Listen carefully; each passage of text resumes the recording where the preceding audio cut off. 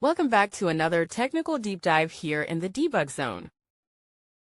Today we're tackling a big question and breaking it down with us from other users. Hopefully this clears up some misconceptions and helps you get the answer you need. So buckle up, stay a little curious, and let's jump right in.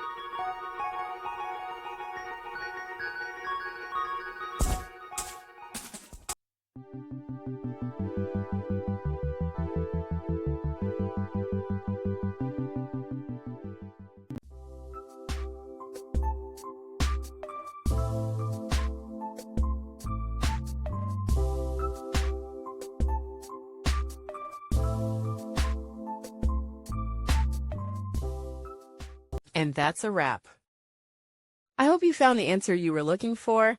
If you did, take a second to hit that subscribe button. It really helps out. And let me know in the comments which solution worked best for you. See you next time in the debug zone.